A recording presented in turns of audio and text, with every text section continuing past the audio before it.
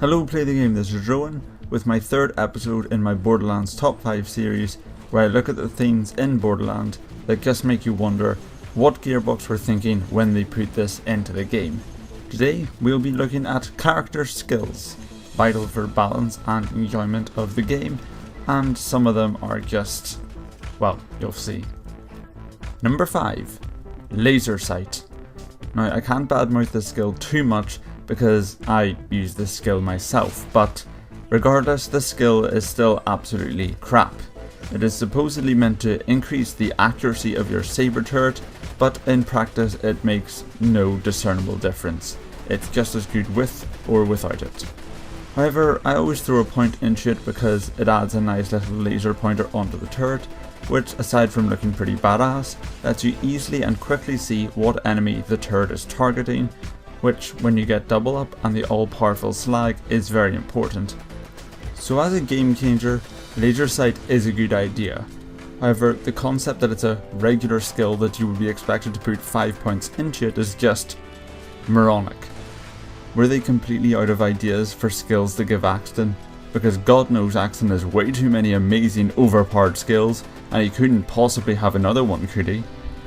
It just makes so much more sense to make it a game changer alongside Scorched Earth in a similar manner to Phalanx Shields and Maglock.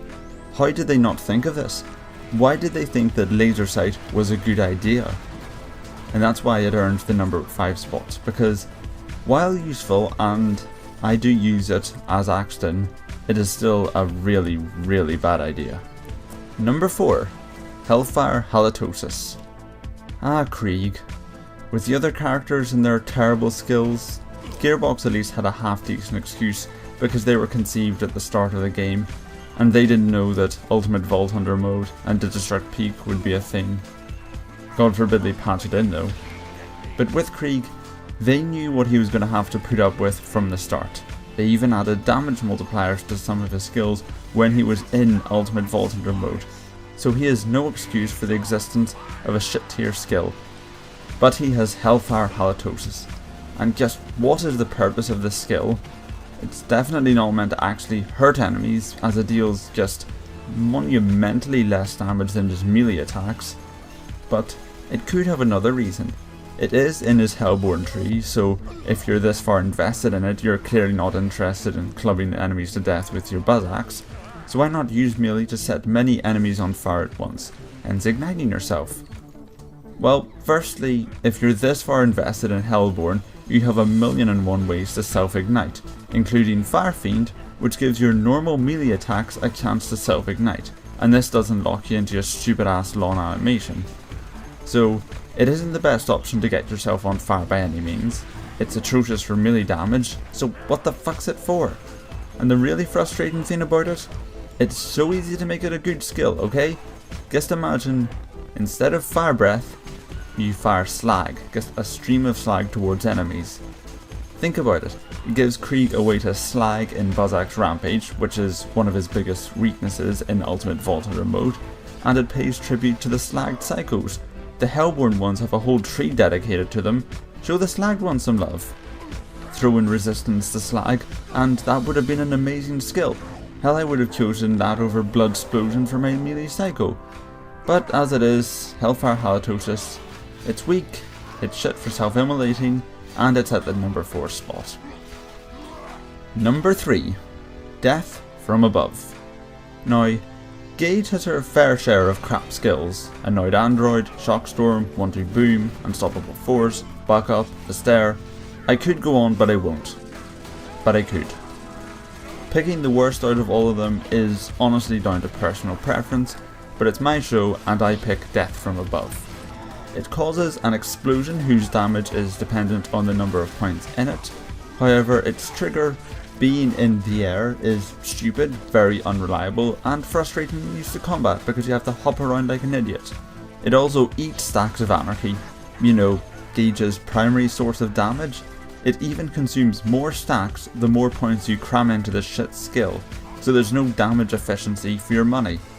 Now, all of this inconvenience and reduced anarchy might have been worth it, but the damage that Death from Above actually deals is so crap it is less than the damage you get from the anarchy stacks you're burning.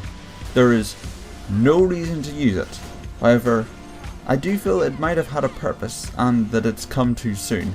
Imagine Death from Above in the pre-sequel. With reduced gravity, you're going to be spending so much time in the air that the damage boost would actually be pretty consistent. Tie it into a different, more expandable stacking skill, and maybe throw in a slam boost, and that would have actually been a pretty powerful skill that a lot of people would have loved. But alas, it's not. It's in Borderlands 2, it's useless, and in a tree built around making anarchy more usable, a skill that makes it less usable has no place. Number 2. Cloyd Kill. You were probably expecting this to be at number 1. Cloyd Kill, the pariah of Borderlands. For those of you who don't know what it does, it doesn't do that much. It applies a slight damage over time to enemies that you hit with your bullets. The problem being that the damage is nothing, and I mean nothing. It is so weak, I can't even think of the proper metaphor to describe how small it is, so I'll just let the numbers on screen show. Normally I would go into a long-winded description, but no, it just doesn't do enough damage. The most it will ever do is slightly delay an enemy's shield from recharging, but that's it. Let's just get it out of the way and move on to the number 1 spot, which is Money Shot. Probably not what people were expecting, but this series isn't about the worst things in Borderlands, it's the things that make you go, what the fuck, Gearbox? How did you put this in the game? And when you look at Money Shot, that's definitely what you think. Its weapon card is actually wrong. It deals more damage than it should, and you need 12 bullets, not 10, to get the maximum damage. So, with the right class mod, you can deal over 1000% of your damage on a Money Shot.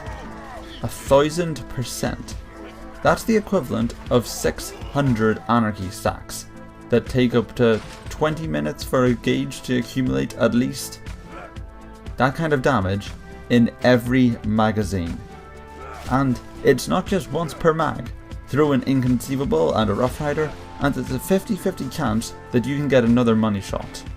Which, of course, opens up the infamous Money Shot chain. The almighty force of destruction that will devour anything in its way. You can't control it, so I can't exactly show it to you, but if you want to see one at the height of its power, just search Buff Money Shot on YouTube. Just pause this video, go and look at it, see what a Money Shot chain is, and come back. And tell me that Money Shot is balanced. I dare you. And Money Shot chains are only the beginning. There's also the Deputy Sal build, where every shot is a bloody Money Shot. Or the Pimper Ahab, where you can harness the power of 1,000 nuclear explosions in your sniper rifle.